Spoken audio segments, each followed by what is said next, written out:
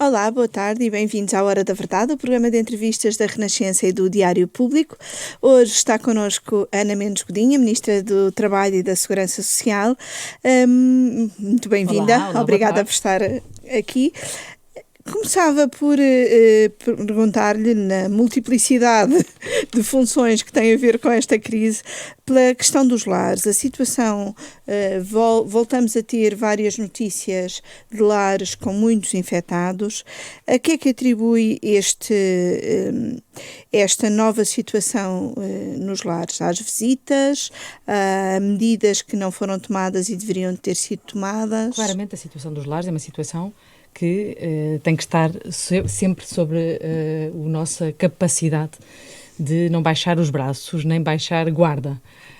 Claramente, nós temos mais de 100 mil pessoas que vivem em lares em Portugal, e os lares são espaços onde são naturalmente espaços em que há um risco acrescido em função de, como nós sabemos, da taxa de letalidade que este vírus tem nas pessoas mais velhas. Ora, nós temos mais de 50% da nossa população que está em lares com mais de 80 anos. E, portanto, temos aqui uma população com um risco acrescido relativamente às consequências que a Covid tem em pessoas mais velhas. Por um lado isso, por outro lado também, sabemos que os lares são espaços coletivos, não é? Portanto, onde também coabitam muitas pessoas e, portanto, aqui naturalmente a probabilidade de convívio entre as pessoas é sempre, e de contágio, tem sempre um risco maior. Para lhe dizer um bocadinho o que é que foram estes últimos 3 meses de acompanhamento da situação dos lares. Nós sentimos necessidade, quando a pandemia começou a propagar, sentimos a necessidade de ter um gabinete de crise para acompanhamento da situação dos lares, e para isto envolvemos os vários parceiros do setor social para estarmos permanentemente a acompanhar a situação e tentar implementar as medidas para prevenir e evitar a propagação do vírus. Só para ter noção, nós em abril tínhamos em acompanhamento por parte da Segurança Social e desta equipa de crise cerca de 100 lares em simultâneo, naqueles onde poderia haver risco ou que havia alguma sinalização de algumas situações. O que procurámos fazer foi, com todas as entidades, ter aqui estas equipas, por um lado, para garantir que os planos de contingência eram efetivamente aplicados. Depois fizemos um programa massivo de testes aos trabalhadores em lares. Nós, entre testes aos trabalhadores em lares e de trabalhadores das creches, já fizemos cerca de 120 mil testes aos trabalhadores para, no fundo, evitar e conseguir identificar se havia aqui alguma porta de entrada que pudesse ser aqui um foco de transmissão do vírus nos lares, e ações massivas de formação e de implementação de medidas de prevenção, nomeadamente de utilização de equipamentos de proteção individual.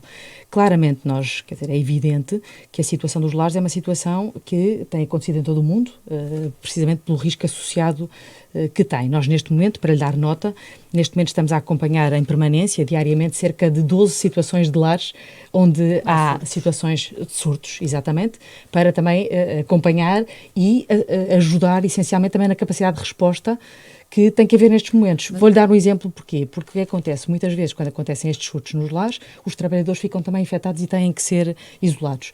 E um dos grandes desafios que temos tido é encontrar a forma de reforçar os recursos humanos nos lares nestas situações, para ajudar, no fundo, a manter a atividade e o apoio a estas populações.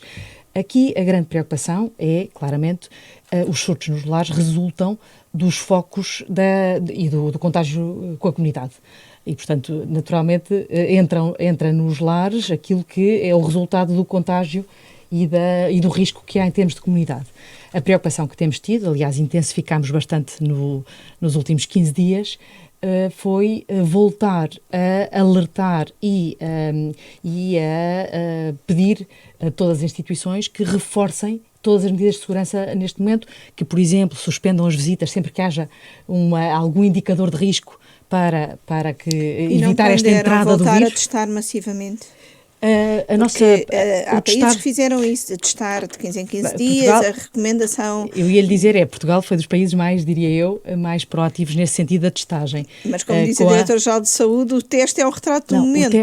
O teste por si não resolve nada. O que o teste garante é, por um lado, garante que no momento o teste dá um resultado negativo, e por outro lado o que procurámos fazer foi, em simultâneo com a testagem, haver equipas de acompanhamento para a garantia de implementação dos planos de contingência, porque isso é que muda também estruturalmente a forma de organização e de prevenção nas instituições.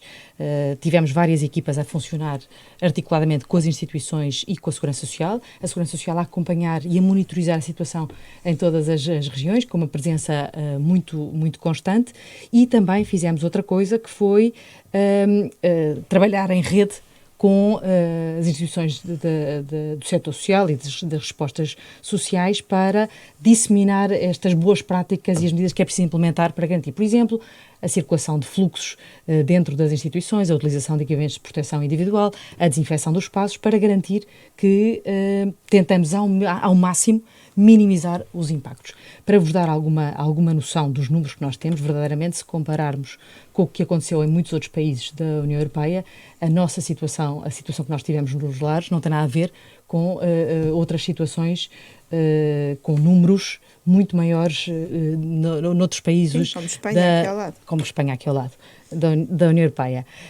Mas, dito isto, temos que continuar a manter a atenção total e, aliás, há uma nova reforço de testes nos lares. A nossa preocupação é, por um lado, garantir testes rápidos, mal seja detectada alguma situação, para tentar minimizar propagação. E, portanto, essa é a grande preocupação, é fazer logo testes rapidamente, e, necessariamente, também temos procurado fazer testes sempre que há situações em que há algum risco acrescido ou da comunidade. Dou-vos um exemplo concreto, no caso do Alentejo, por exemplo, foram feitos depois testes em vários lares, nomeadamente em lares em que as equipas estão novamente a optar pela organização em espelho, ou seja, em que durante 15 dias as equipas dos funcionários ficam dentro do lar para precisamente minimizar o risco de contágio. Ou seja, também uma forma de organização de trabalho para tentar acompanhar. Em qualquer caso, a nossa preocupação tem sido sempre de intensificar a implementação por parte das instituições das medidas de prevenção para garantir, nomeadamente, a minimização do risco sempre que há aqui alguma situação de contágio, tendo todos noção que os lares são locais de risco precisamente associados à idade das pessoas e ao facto de serem espaços coletivos onde as pessoas vivem. Nós vamos também lançar já este mês, em julho, um programa Adaptar Mais Social, que é um programa no valor, é uma linha de financiamento de 10 milhões de euros para financiar e apoiar a implementação de medidas de reforço de prevenção, no caso dos equipamentos sociais, concretamente dos lares, nomeadamente para, imagine, a colocação de acrílicos, de separação de espaços, ou reorganização dos próprios espaços para garantir que as pessoas têm mais espaço de distância, ou ainda para a aquisição de equipamentos de proteção individual. Portanto, para ajudar ao reforço neste momento por parte das instituições. Por um lado isso, e por outro lado, ainda ontem foi publicada a prorrogação de um programa que criámos há 2 meses, que foi o MARES, e que foi um programa que tem sido muito útil para reforço dos recursos humanos nos lares. Nós, neste momento, até ao momento, já foram colocadas cerca de 5.000 pessoas nos lares, precisamente nas situações em que os trabalhadores, por alguma razão, têm que deixar de trabalhar, e o que este programa faz, é um programa criado pelo IFP, é apoiar 90% do custo deste reforço de recursos humanos, e prorrogamos este programa exatamente até ao final do ano para ajudar nesta gestão de recursos humanos a recrutar mais pessoas. E acha que esses lugares se podem vir a tornar empregos mais permanentes para essas pessoas? Eu quero exatamente que se transformem nisso. Aliás, acho que ficou evidente durante estes momentos a necessidade de reforçar o número de pessoas a trabalhar no setor social e a necessidade de qualificarmos cada vez mais e valorizarmos as pessoas que trabalham no setor social. A propósito disso, nesta prorrogação do programa que fizemos, optámos, aliás, por incluir um mecanismo de prémio a quem contratar as pessoas para ficarem no quadro permanentemente. Ainda no capítulo dos lares, esta situação também permitiu descobrir que existem vários lares ilegais a funcionar. O Ministério tem um retrato de quantas situações é que foram, no fundo, colocadas a nu e quantos desses lares efetivamente tiveram que ser fechados ou outros foram reencaminhados para legalizar, porque até estavam próximo das condições? Desde sempre tem havido um trabalho por parte do Instituto de Segurança Social na identificação de lares ilegais e na determinação de encerramento sempre que eles são detectados. Aqui a nossa preocupação durante a pandemia foi não deixar para trás as pessoas que estavam em situações de lares que não fossem legais e, portanto, houve uma preocupação destas equipas conjuntas que andaram no terreno a acompanhar estas situações, de incluir, e sempre que eram sinalizadas ou havia denúncias sobre alguma situação de equipamentos ou de espaços que não estão licenciados, de haver intervenção para, essencialmente, proteger as pessoas que lá estão, garantindo também, inclusive, a realização de testes, para garantir que as pessoas ficavam protegidas. Eu não consigo dar o número exato do número de situações. Não está a ser feito e continua a ser feito. Ele foi feito através das equipas regionais que foram feitas em cada uma das pois, nós sabemos, por exemplo, em Santarém foi não é? Foram feitas, criadas várias equipas, exatamente, para acompanhar e fazer esta identificação de situações. Isto foi com equipas conjuntas com a Proteção Civil, com a Saúde, com a Segurança Social, para a identificação das situações, para a proteção das pessoas, garantia de proteção das pessoas e sempre que era necessário também garantir a sua recolocação noutras unidades. Aliás, aproveito para aqui sinalizar também o grande papel que o setor social teve neste momento para dar resposta, nomeadamente, à recolocação de pessoas que estavam em várias situações e que precisavam de ir para unidades de cuidados continuados ou para lares de retaguarda e, portanto, houve essa preocupação. Também, ao mesmo tempo, fizemos outra coisa, que foi criar espaços de retaguarda em todo o país, para sempre que era preciso retirar pessoas de lares e que era preciso separar para garantir aqui a segurança e a minimização da propagação do risco, ou para situações em que era preciso exatamente ter uma retaguarda para pessoas que fossem sinalizadas em situação de risco em alguma de algum lar ilegal que pusesse as pessoas em risco. E, portanto, isso foi feito para a utilização destes espaços de retaguarda que foram criados em todo o país e que, de facto, funcionaram. A propósito desta matéria, eu aproveitava também para lhe dizer que sentimos também necessidade, e também no âmbito do Programa de Estabilização Económica e Social, a simplificar também o processo de licenciamento dos lares. Porque nós temos dois tipos de realidades. Temos, claramente, lares que não cumprem condições e que não podem garantir a segurança das pessoas que lá estão. Existem outras situações, claramente, em que há uma dificuldade no próprio processo de licenciamento. E, portanto, conto ainda esta semana aprovarmos uma simplificação do processo de licenciamento. Essa simplificação é o quê? A simplificação passa por simplificar a parte do processo, não dos requisitos. Não alterar critérios, mas não alterar critérios nem a necessidade de cumprir os requisitos de segurança e de qualidade do serviço, mas de simplificar o próprio processo. Hoje em dia tem duas fases do processo. Tem uma fase de licenciamento da obra urbanística e depois tem outra fase de licenciamento para o funcionamento. Que o objetivo é simplificar e ter uma fase de licenciamento e depois uma fase que permite entrar em funcionamento desde que cumpra os requisitos. O Governo criou nesta fase também um apoio para as pessoas que tinham que ir buscar os seus pais ou familiares idosos a lares, que não estavam em condições, e que tivessem que deixar de trabalhar para ficar em casa a cuidar deles. Houve alguém que pediu esse apoio? Olha, as medidas que nós fomos criando, nós fomos procurando criar medidas extraordinárias para tentar responder a um momento que não estava previsto sequer no nosso sistema jurídico. E fizemos-lo em várias dimensões. Nas dimensões, por um lado, de medidas extraordinárias para apoiar a manutenção do emprego e depois medidas extraordinárias de apoio às famílias, nas suas várias dimensões de preocupação.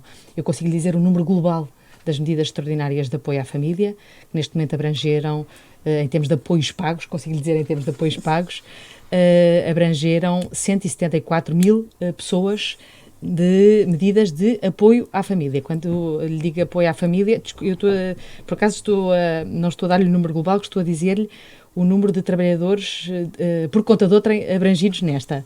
Mas se eu juntar a estes os trabalhadores independentes e os trabalhadores do serviço doméstico, temos cerca de 190 mil pessoas abrangidas por medidas de apoio à família. Fundamentalmente de crianças. Fundamentalmente crianças. Com Fundamentalmente crianças.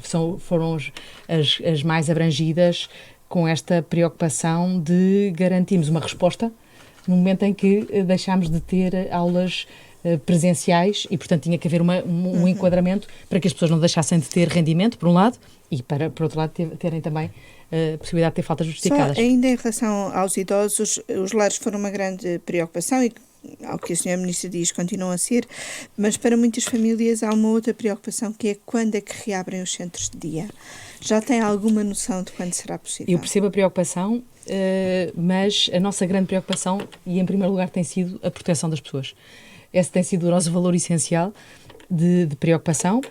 O que estamos a fazer é, em conjunto com a Direção-Geral de Saúde, elaborar as orientações para a implementação das medidas de prevenção também nos centros de dia, mas verdadeiramente neste momento ainda temos um valor superior, que é a de proteção das pessoas, nomeadamente porque temos muitas situações de centro-dia em que há em simultâneo o funcionamento de várias valências em que pode haver risco aqui claramente de contágio, nomeadamente muitos centros de dia funcionam junto a outro tipo de respostas, como as creches, e portanto em que pode haver aqui uma situação de risco acrescido, e é isso que nós queremos evitar a todo o custo nesta fase. Fizemos outra coisa, que foi no conjunto de medidas de apoio ao setor social, optámos por apoiar e reforçar todas as medidas relacionadas com o apoio domiciliário.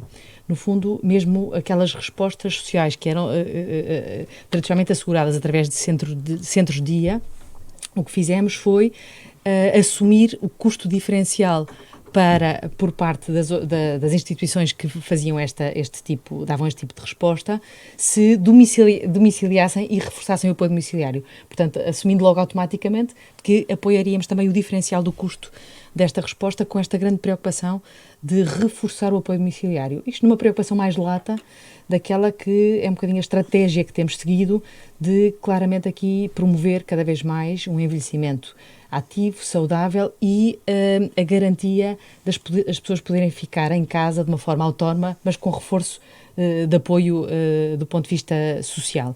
É neste sentido, aliás, que temos o Radar Social no Programa de Estabilização Económica e Social, que estamos a preparar para lançar, e que também, no âmbito agora da revisão dos acordos de cooperação, reforçamos e atualizámos os acordos de cooperação com o setor social em 5,5%, assim, o valor da atualização mais alto sempre, com esta grande preocupação de reforço essencial nas valências de lares residenciais e do apoio domiciliário. Ou seja, cada vez mais, e esta também tem que ser, diria eu, a nossa preocupação como sociedade, é criar mecanismos de suporte para que as pessoas consigam cada vez mais manter-se autónomas e independentes na sua residência, com a capacidade de termos também cada vez mais a sinalização das situações de isolamento, de necessidades de acompanhamento e do reforço do apoio domiciliário, mas visto de uma perspectiva muito mais do que só a resposta alimentar.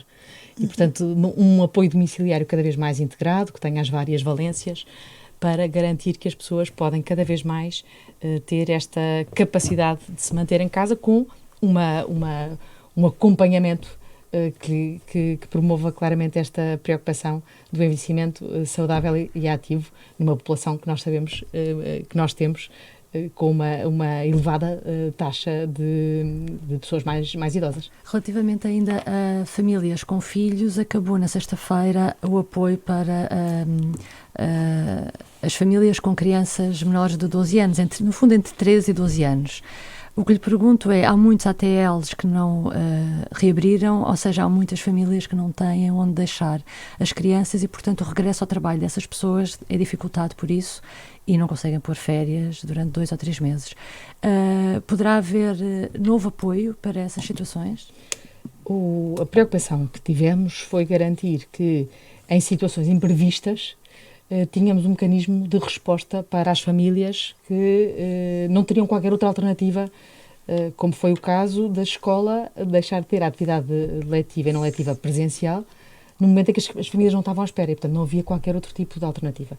E portanto a opção que fizemos foi ter este apoio para as situações em que não estava previstas férias escolares.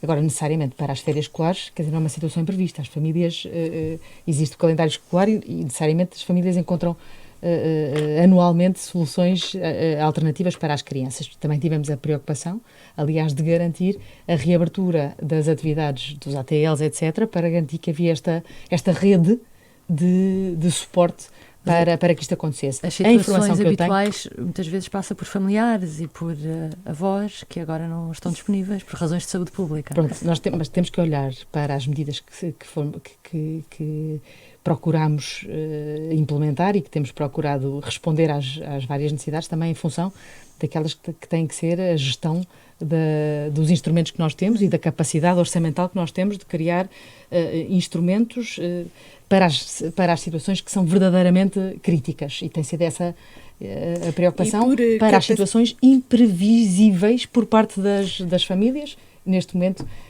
foi o que conseguimos fazer até o momento, só para lhe dar nota. Por capacidade orçamental já está a preparar, ou o orçamento suplementar já prevê uma hipótese de nova suspensão de aulas e de ser necessário um novo apoio em caso de suspensão de aulas? O que nós temos previsto neste momento, em termos do orçamento suplementar, são essencialmente as medidas que constam do Programa de Estabilização Económica e Social, só para termos noção do impacto que estas medidas extraordinárias que foram criadas já tiveram. Nós já pagámos, a Segurança Social já pagou até ao momento cerca de 900 milhões de euros em termos das medidas extraordinárias que foram criadas, para percebermos a dimensão que estas medidas têm representado do ponto de vista também orçamental. E este é um equilíbrio permanente que temos que procurar, que é, por um lado, ter medidas que respondam a estas necessidades que eram imprevistas e para as quais ninguém estava preparado, por um lado, mas, por outro lado, também com esta grande preocupação também do equilíbrio, de encontrarmos aqui umas formas de equilíbrio do ponto de vista orçamental para garantir também a sustentabilidade do sistema. Neste momento, no cenário que temos, as medidas que foram traçadas foi numa perspectiva também de reabertura do ano escolar e com a implementação de todas as medidas e de normalização. É nesse pressuposto que temos as medidas construídas e também com uma grande preocupação. Se houver outras necessidades, terá que haver outro suplementar. Naturalmente, vamos tendo que ajustar as nossas medidas em função da realidade, e é isso que temos procurado fazer sempre, mas também temos aqui uma perspectiva da retoma das atividades letivas presenciais, com a implementação das medidas de prevenção e de segurança necessárias. Aliás, tem sido bastante positiva a reabertura. Dou-vos o exemplo das creches. Correu muitíssimo bem esta reabertura que foi feita, de uma forma programada, de uma forma articulada com o setor, e o feedback que tenho, nomeadamente da normalidade da atividade e da confiança que foi sendo também de uma forma crescente gerada nas creches, penso que também mostra que é possível, de facto, esta retoma destas atividades com confiança por parte dos pais, mas também com a garantia de que sempre que há alguma situação que é sinalizada, que há uma reação rápida para permitir que há uma capacidade de resposta. Por um lado isso. Por outro lado, também, como sabem, mesmo nas medidas que nós temos, já está prevista, nomeadamente, as situações de baixas por isolamento, ou as baixas também para acompanhamento em situação de doença, e, portanto, estas medidas que adaptamos, aliás, que foram adaptadas precisamente para a situação da Covid, no caso do isolamento, porque para garantir que havia aqui uma capacidade de para garantir tratamento, também maior respeito pelo isolamento, não? Para a garantia de isolamento, exatamente, e respeito também da necessidade da pessoa ter perda de rendimento e, portanto, ser compensada por isso para uma questão de saúde pública. E também o fizemos, aliás, no caso das baixas, para garantir que não havia sequer aqueles 3 dias de carência para que as pessoas ficassem desde logo cobertas. Portanto, ou seja, respondendo ao que estou a dizer, o que temos procurado fazer é adaptar sempre mesmo as medidas que existem para responder às situações e criar novas sempre que se justifica. A Assembleia da República aprovou esta semana o pagamento das baixas a 100% para quem está infectado com Covid. O que lhe pergunto é, se esta medida tivesse existido desde o início, não teria sido uma forma muito eficaz de combater a pandemia? A grande preocupação que houve desde o início, aliás, como acabei de referir, foi garantir que todas as pessoas que tinham que ficar em isolamento estavam 100% cobertas para que, uma vez que, Sim, que mas as são pessoas as estavam... pessoas que efetivamente estão infectadas. Exatamente, não só as que estão infectadas, como aquelas que tinham que estar em isolamento. Esta medida prevê as duas situações exatamente para garantir o risco de contágio. Foi uma medida, aliás, de prevenção e de saúde pública, e fizemos ainda outra ação que me parece que foi uma ação importante do ponto de vista também de garantia de proteção, que foi ações no terreno por parte da Segurança Social, em conjunto com a Autoridade das Condições de Trabalho, para garantir que os trabalhadores estavam cobertos pelo sistema de proteção social. Porque um dos riscos que nós temos, muitas vezes, é a informalidade de muitas situações laborais, que depois levam a que as pessoas estejam desprotegidas, e isso é inibidor delas próprias. Sim, muitos trabalhadores podiam nem sequer ter acesso à baixa, não é? E, portanto, aqui o que nós fizemos foi ao contrário, foi a Segurança Social, dou-vos o exemplo concreto, a Segurança Social fez estas ações fez na agricultura e fez na construção civil, ações integradas, precisamente para garantir que os trabalhadores estavam todos cobertos e incluídos no sistema de proteção social. Dou-vos outro número que eu acho que é um número interessante, que foi o resultado, aliás, de uma medida simplex que criámos, que foi o número de segurança social na hora, que criámos em janeiro, precisamente para garantir esta simplificação de entrada no sistema de proteção social, e que até ao momento abrangiu 80.700 pessoas, ou seja, pessoas que estavam fora do sistema e que entraram dentro do sistema. O que é que isto dá de garantia, nomeadamente, que são abrangidas também por todas as medidas de proteção social que são criadas, direta e indiretamente, que também protegem a saúde pública. Outra população frágil e fora do sistema que está na sua tutela são os sem-abrigo. Tem noção de haver aumento dos sem-abrigo por causa da pandemia? Já tem alguns dados nós não nesse temos sentido? Nós não temos números. Aliás, neste momento está a ser concluído o relatório dos números, da avaliação dos números de 2019, mas também já vai incluir 2020. Portanto, para termos... Pois, porque está um bocadinho atrasado, já incluem este ano. Não era previsto para janeiro? Não, foi apresentado em janeiro de 2018. Foi apresentado. Neste momento o que está a ser concluído é o 2019. É já o 2019 com o 2020. Já com os dados de 2020, aliás, para ter um retrato mais atualizado, exatamente, dos efeitos da pandemia, e percebemos o resultado. Não há nada ainda que nos possa contar. Consigo-lhe dizer aquela que foi também a atividade durante a pandemia de criação de locais de retaguarda para as pessoas em situação de sem-abrigo. Foram criados 21 espaços de retaguarda em todo o país, com uma forte articulação com as câmaras e com os núcleos locais de acompanhamento das pessoas em situação de sem-abrigo, e que neste momento acolhem cerca de 500 pessoas. Em simultâneo, o que fizemos foi acelerar os projetos que tínhamos, quer da Housing First, quer de apartamentos partilhados, para conseguir ter respostas de alojamento que permitam uma solução não tão temporária, portanto, mais duradoura para estas pessoas. Com estes dois projetos que aceleramos, contamos ter capacidade para cerca de 580 pessoas que possam ser integradas através destes dois projetos, que têm a preocupação, acima de tudo, que não seja só um local de alojamento, mas também com acompanhamento de equipas técnicas, nomeadamente de psicólogos, para haver aqui uma capacidade de respostas depois mais individualizadas em relação às pessoas. Também fizemos outra coisa, que foi criar equipas conjuntas da Segurança Social e do Instituto de Emprego e Formação Profissional para irem a estes 21 espaços que foram criados de retaguarda, porque à partida são pessoas que também estão mais disponíveis neste momento para encontrar uma solução de continuidade. E estas equipas conjuntas têm esta missão de fazer o acompanhamento personalizado destas pessoas para conseguir encontrar respostas também personalizadas e que respondam exatamente às necessidades reais de cada uma destas pessoas. Ao mesmo tempo, fizemos outra coisa, que foi reforçar, por um lado, reforçámos o programa alimentar.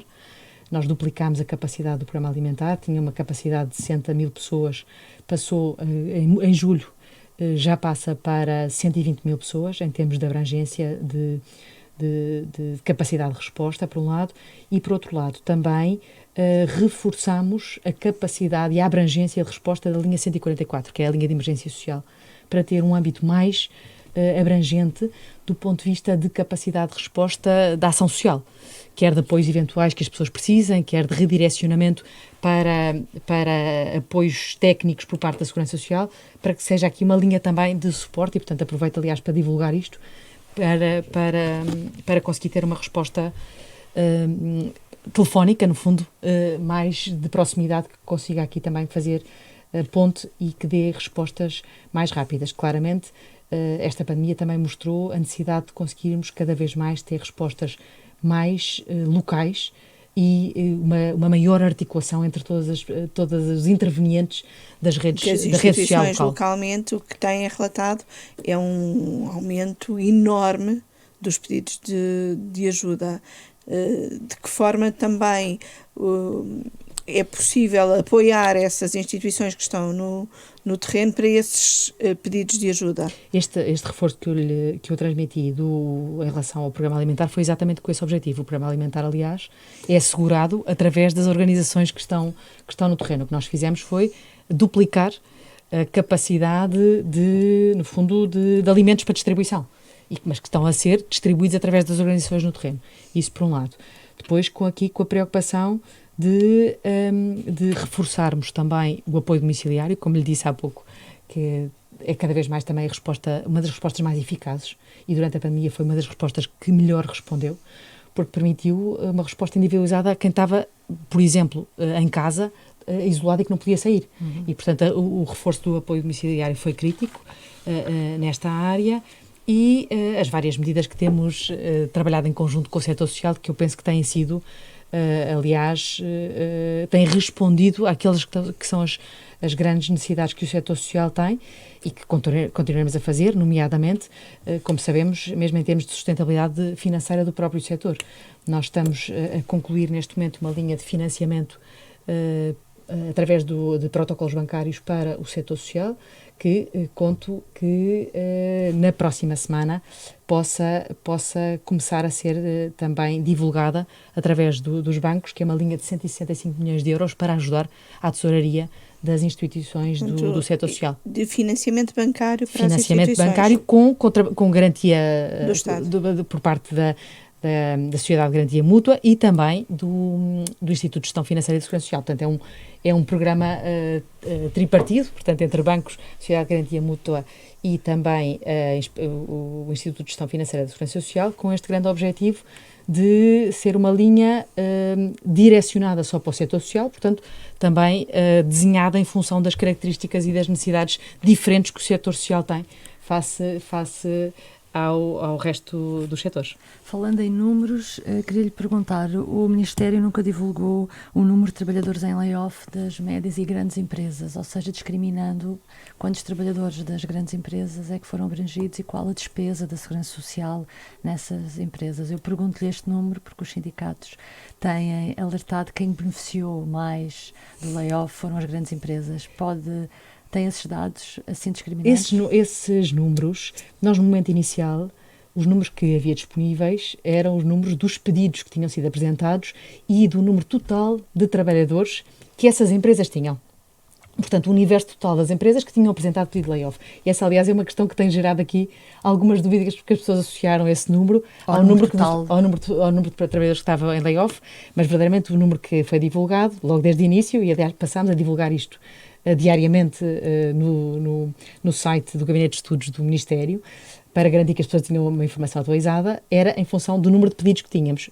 À medida que passámos a ter o número de trabalhadores efetivamente abrangidos, também passou a ser divulgado. Aliás, já partilhámos até com os parceiros sociais essa discriminação do número de trabalhadores também por tipo de dimensão da empresa.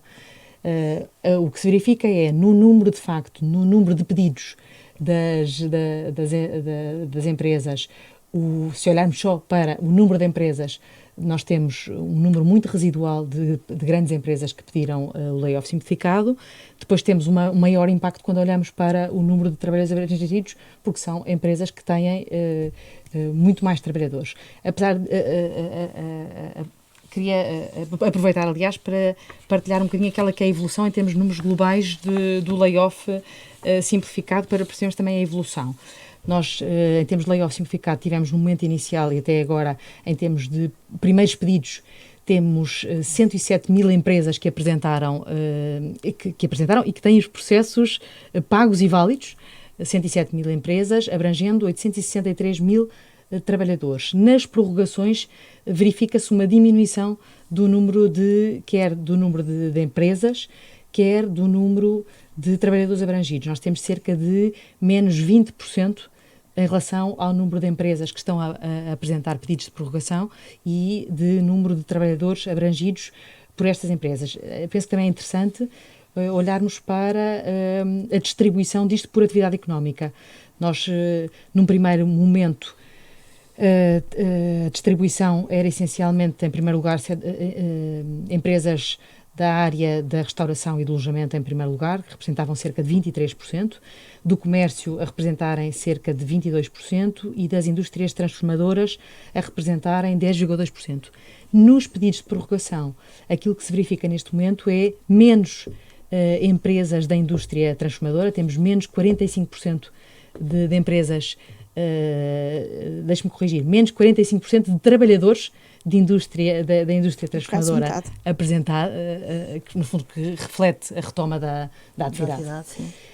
Temos menos 38% de trabalhadores relacionados com o comércio, temos uma menor diminuição relativamente às atividades de alojamento e restauração. Portanto, temos é uma onde a crise vai se sente aqui, vai demorar mais tempo a passar. Que tem efeitos mais evidentes, nomeadamente aqui na questão do layoff simplificado em termos das medidas aplicadas. Em relação eu queria, já agora só, desculpa interromper. Sim, diga. Não, mas acho que é outro dado que eu tenho recente, que me chegou hoje e que eu penso que é um dado interessante para partilhar. Claramente tem sido uma das grandes preocupações que temos tido a manutenção do emprego e a evolução dos números de desemprego. Tivemos uma evolução dos números de desemprego galopante. Nós temos mais, se compararmos com o início de março, temos mais 93 mil pessoas inscritas nos centros de emprego do IFP. E estou a falar de país, não é? Portanto, estou a incluir Portugal continental e as regiões autónomas. E houve, olhando para os números, o que se verifica é que há aqui alguma desaceleração da evolução do número de novos desempregados a inscrever-se nos centros de emprego do IFP. Os números que eu queria partilhar são os números que eu tenho de ontem, portanto, do final de junho, e se nós tivermos um aumento significativo logo em março e em abril, no número de novos desempregados. Quando olhamos agora para os números de maio e junho, em junho nós temos mais 2 mil desempregados inscritos nos centros de emprego relativamente ao mês de maio. Portanto, acha que há aqui uma parada? Acho que há uma desaceleração do crescimento. Dito isto, tem que ser uma das nossas prioridades máximas e essa, aliás, a nossa grande preocupação, encontrar também formas de responder a este aumento. E que políticas ativas de emprego é que podem estar a ser pensadas ou podem surgir em breve, porque quando entrevistámos aqui o Ministro do Planeamento, ficámos muito com a ideia de que o Estado quase que está disponível a pagar para as pessoas trabalharem para isso gerar atividade económica, seja em pequenas obras, seja na manutenção da atividade económica. Há mais políticas ativas de combate ao desemprego que o Governo esteja para anunciar? Nós temos, diria, 3 dimensões aqui de medidas de apoio. Por um lado, as medidas de apoio direto às empresas para a manutenção dos postos de trabalho. Estou a falar, nomeadamente, na medida pós-layoff simplificado, que é a medida de apoio à retoma progressiva, através também dos instrumentos financeiros de apoio à liquidez das empresas para manterem postos de trabalho, nomeadamente o instrumento que já foi regulamentado do incentivo extraordinário, em que pagamos no pós-layoff às empresas que saiam do layoff simplificado ou um salário mínimo ou 2 salários mínimos por trabalhador, para que as empresas tenham capacidade de manter postos de trabalho, tendo como contrapartida exatamente esta manutenção do nível de emprego.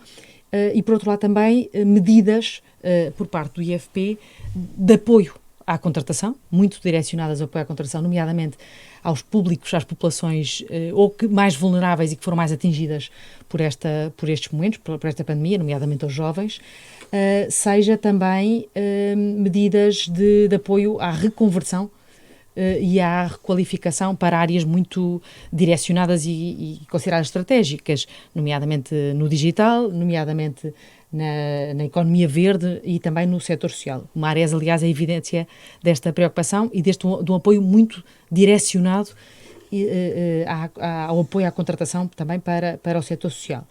Por outro lado, também, aqui a preocupação em termos, de facto, programas de incentivo à dinamização de alguns setores específicos e como disse há pouco, aliás, de dinamização de atividades de construção civil, como, por exemplo, até este programa que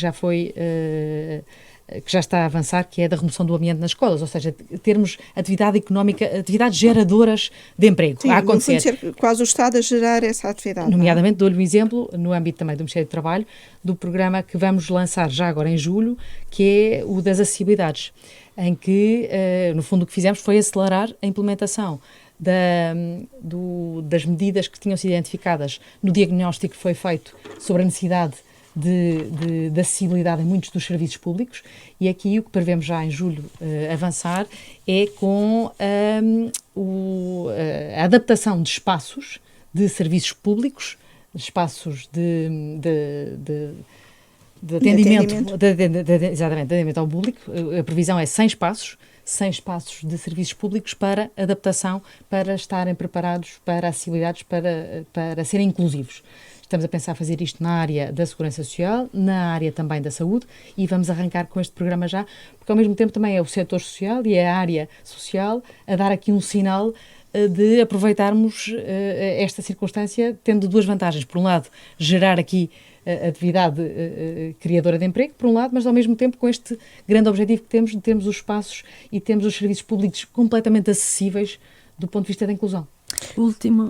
Com a passagem do layoff simplificado para o novo layoff, não receia que haja uma diminuição das empresas a recorrer? Ou seja, já não será tão fácil, não seria possível manter o layoff simplificado mais tempo? O layoff simplificado tem sido um instrumento que avalio como muito eficaz do ponto de vista de manutenção dos postos de trabalho num momento crítico em que era necessário claramente ter aqui um apoio às empresas que lhes desse confiança para manterem postos de trabalho numa fase crítica do ponto de vista da atividade económica. E, portanto, foi uma medida completamente direcionada para um período de suspensão da atividade e toda ela construída, aliás, assumindo que havia uma grande parte dos trabalhadores que não estariam em exercício da atividade. Mas, verdadeiramente, agora também estamos noutra fase e esse é o objetivo a partir de agosto. Da Autoridade para as Condições de Trabalho também detectar várias situações em que as pessoas estavam, de facto, a trabalhar. Essa também foi a nossa preocupação, foi garantir uma fiscalização eficaz destas medidas, porque se por um lado procurámos que elas fossem o mais simples possível para conseguirem chegar rapidamente às empresas, portanto, muito com base em declarações de responsabilidade e compromissos de responsabilidade para a verificação dos requisitos, também tivemos esta preocupação de reforçar as ações de fiscalização para também garantir que... O nível de fraude aumentou muito, ficou surpreendida.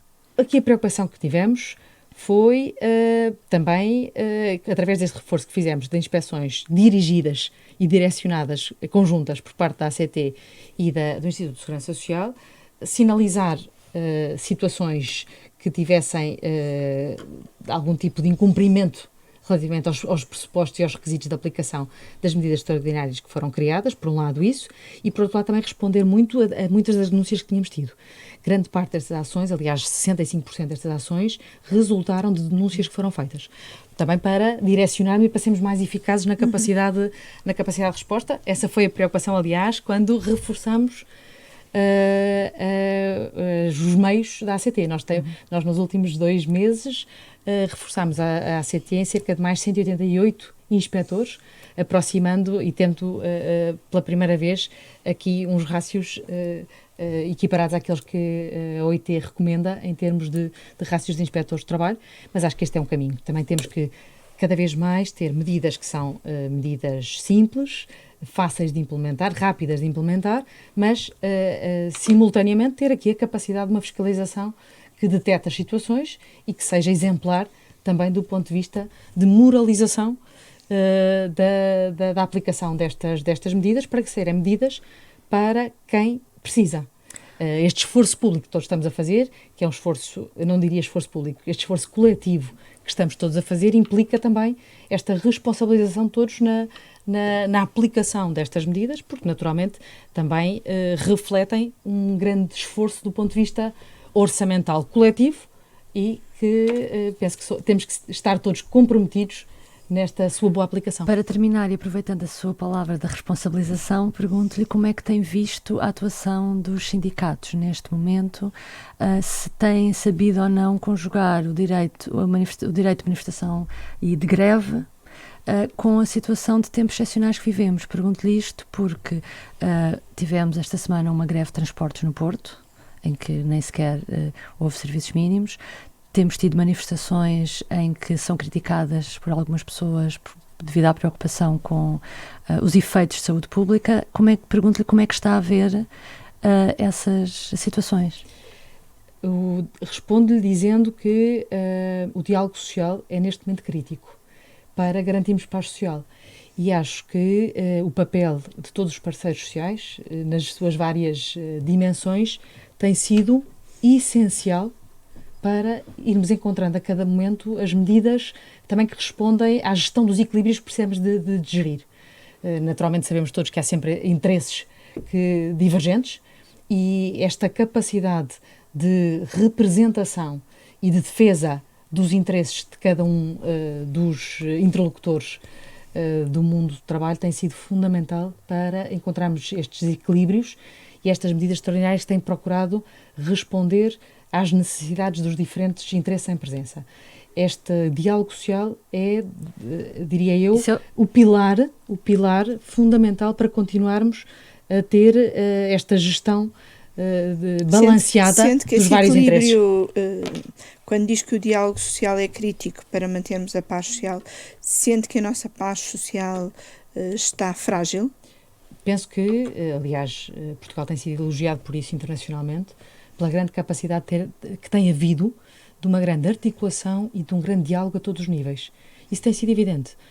Basta pensar, nomeadamente, que a quando quer do Programa de Estabilização Económica e Social, a quando da construção das várias medidas que têm sido feitas, a ampla negociação e discussão de todas estas medidas e destas prioridades que têm sido definidas, tem sido crítico do ponto de vista para também procurarmos que elas respondam às diferentes necessidades que temos em cima da mesa, e acho que tem funcionado.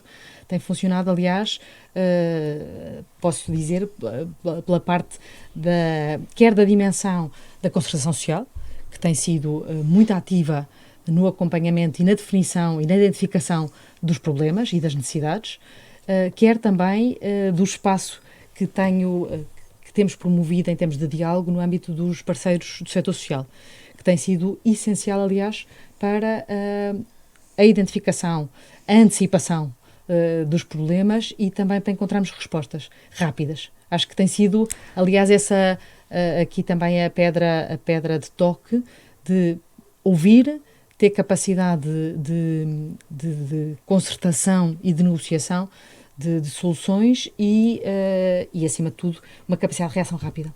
Deixe-me só insistir nesta questão ainda do Porto, porque como é que é possível, porque o Ministério do Trabalho também tem aqui uma palavra a dizer na questão dos serviços mínimos, como é que é possível que tivesse havido esta greve pondo em causa o direito das pessoas a andarem em transportes em segurança? O que eu lhe consigo dizer é que essa gestão dos vários interesses em presença em cada uma das situações é sempre avaliada necessariamente em conjunto, quer pelo Ministério do Trabalho, em conjunto sempre com o Ministério da Tutela. Aliás, ainda ontem assinei uma portaria de serviços mínimos relativamente a uma outra atividade. Que área? Essa área é sempre salvaguardada através desta avaliação que é feita também do ponto de vista das situações em concreto.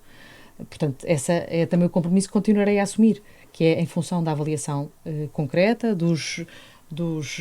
da situação em concreta e, naturalmente, através também da avaliação que os serviços fazem, os serviços dos vários ministérios envolvidos, que fazem da situação e da criticidade da situação em função da garantia de serviços mínimos. Esta portaria que assinou agora é para que área? Esta portaria foi relativamente às comunicações, CTT. Muito obrigada por ter estado connosco. Obrigada. Nós voltamos para a semana. Muito obrigada, foi um prazer e bom trabalho.